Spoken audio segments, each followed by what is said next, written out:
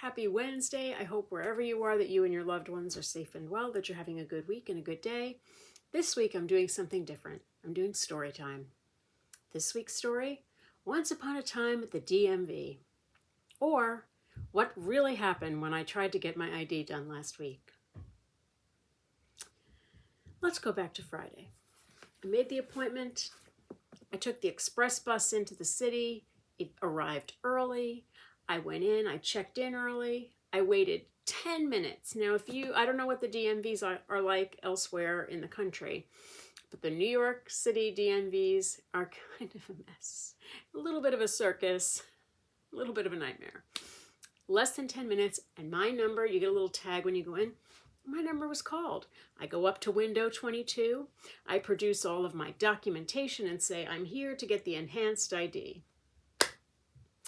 Now, during COVID, I think I mentioned, I was able to upgrade my non-driver's ID. I don't have a driver's license, but my non-driver's ID to a real ID, which is everybody in New York State is going to have to, by May of 2025, update to the real ID to be able to fly, domestically. And then if you want to do the enhanced ID, which I figured I might as well, if I end up having to do it at some point, I didn't want to end up having to go back, that I would just do it last week. And so that enables you to re-enter the country from Canada or Mexico if you travel by land or sea, but not flying. Anyway, I figured I better just do it because you never know when the rules are going to change.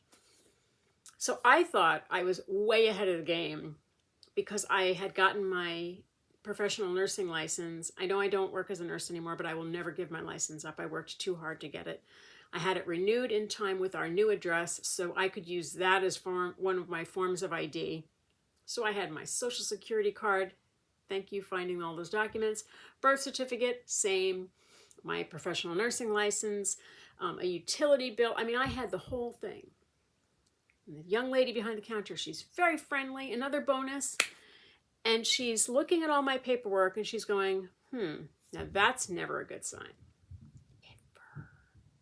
When somebody is looking at them over and over again and going, I immediately started to panic because I thought, okay, something has gone awry here. What is she going to tell me? So I'm sweating. I'm like, okay. But when we first got started, she said, oh, so you're also going to need to get your picture updated. And now at some point, I'm going to take a picture of my old ID. My hair is like this short. I'm smiling in a really goofy way. And I'm thinking, why would you want to replace that great picture? Anyway. So she's looking at my documents for probably 5, 6 minutes, 7 minutes, almost 10 minutes. Clicking in her keyboard, going back to the documents. But she still keeps going, So I'm like, is there a problem? And I'm thinking, please say no, please say no, please say no. And she says, well, do you have a passport? And I said, no, I'm supposed to get this week, next week, I said. And so she said, And she said, do you have your marriage certificate? So I'm like, my what? I was like, my marriage certificate? Why would I need that? And she said, because you changed your name. I was like, when? When did I change my name? Not clicking, not connecting. Because I changed my name almost 30 years ago. I haven't thought about, when I filled out all my paperwork and I'm like, new address, have you changed your name? No, I haven't changed my name. I've been Beck McClintock forever. Apparently not. Not in the eyes of the DMV, not in the eyes of this enhanced nonsense where it's a federal document and you have to have everything. So she said, I'm really sorry, but I need your marriage certificate because it shows that you changed your name. I said, I changed my name in 1995. She said, I still need it. So I'm like, are you kidding me? So I was like, I was about to cry. I was about to pass out. I'm thinking, are you joking? What? I didn't change my name. But then I realized, I guess in the federal government's idea, or their mind, yes, I did. Yes, I most certainly did change my name. It didn't matter that it was 30 years ago.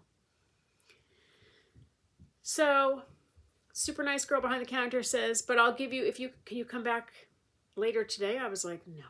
I said, no, I can't. And she said, can you come back next week? I said, probably. And she said, I'm going to give you a pass. Okay, so that was nice. She said, you don't have to make an appointment, which was a plus. She said, just come back, show them the pass, and you can come right in. So I'm like, all right, that's a plus. So then I decided, okay, not going to panic. Not going to panic. So I go home and I say to my husband, where's my marriage certificate? Now, being the most organized man in the world, thank you, God, he knew, he said, well, if it's anywhere, it's here. Of course, that's exactly where it was. So Monday of this week, I decided I'm just going to go get this done. So I walked my little buddy, and then I jump on the train, and I'm like, I'm just going to get this done today. I've got all the paperwork now. I've got my marriage certificate, even though I think it's ridiculous, but I get it. So now I go, oddly enough, back to window 22. It was a different man, very nice. He is going through all my papers, including the marriage certificate, and he is also going, So I was like, what could possibly be missing now? And he said, here's the thing. After 10 minutes of and clicking and clacking and going through the papers and looking through the papers and going, he said, you have a middle initial on some of these and not on others. So I was like, what? And he said, yeah, like, do you have a middle name? Now, fun fact about me, no, I don't. I do not have a middle name. Just my first name, my last name, which became McClintock 30 years ago, for the record. But I said, no, I don't have a middle name. I said, I was brought up in a parochial school, and I made my confirmation when I was 12, so I have a confirmation name. Now, why is that initial on some things? My mom mainly thought it would look nice on my marriage invitation and, my diplomas, and she was right. But I just got in the habit of putting that initial in. Well, according to the federal government, unless all of your paperwork has that middle initial, it doesn't count. So I said, I don't have any official state paperwork that says anything about this initial. So he goes, So I was like, oh, please. I said, I would have to go back to the church to get a confirmation. I don't know. I don't even know.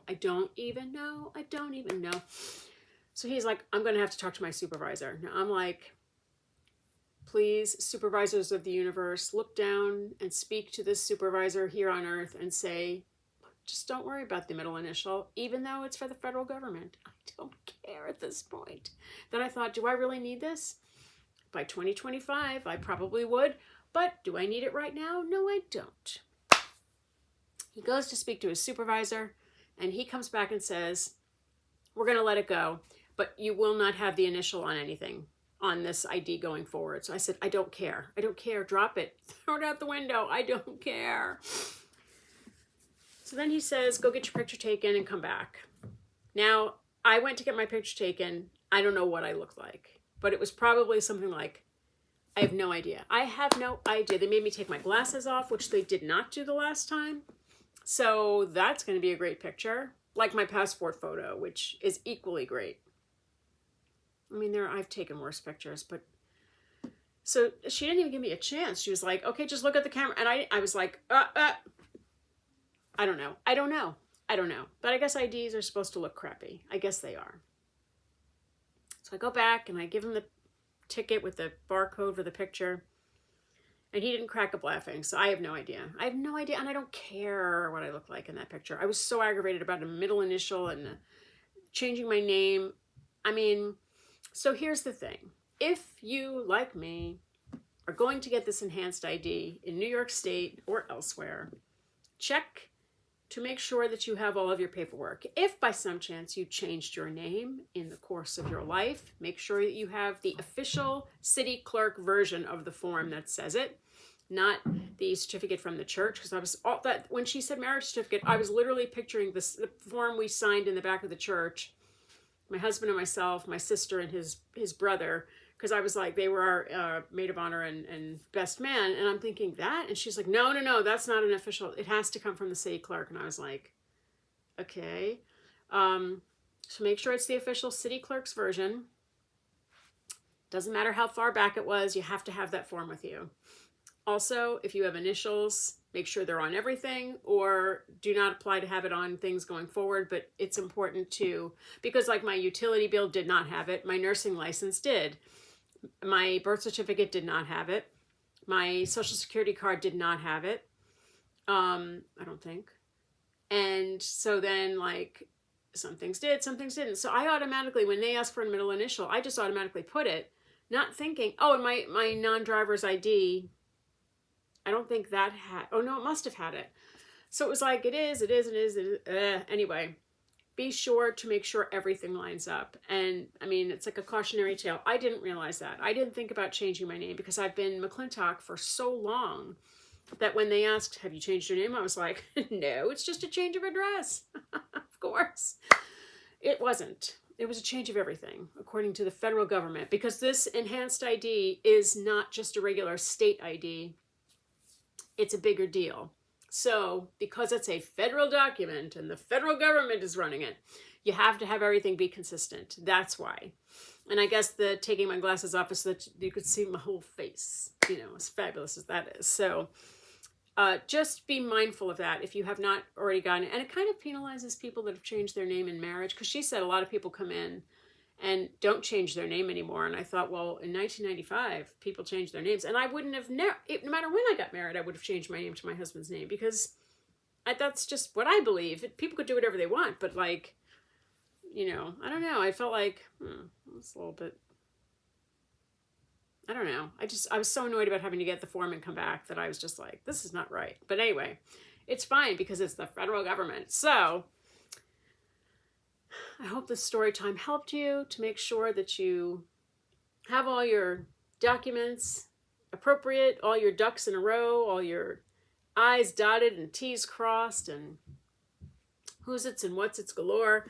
And in the end, everything was approved. I have my temporary one, and I will be able to get my passport this week. Well, not get it this week. I will apply for it this week because I was able to have all the documentation I need for that. So, and why am I doing that? Because I feel like I should have a passport. I've never left the country, but maybe I will someday. Who can say? Maybe I'll travel abroad and have an adventure. My husband, my daughter, and I. Who can say? But anyway, I hope this story time helped you. I hope wherever you are that you have a low pain, low aggravation, no aggravation kind of a day, kind of a week, and kind of a weekend to come. That's what we hope for. That's what we deserve. That is what I truly wish for each and every one of you. Take care. Be well. The end. Have a good night.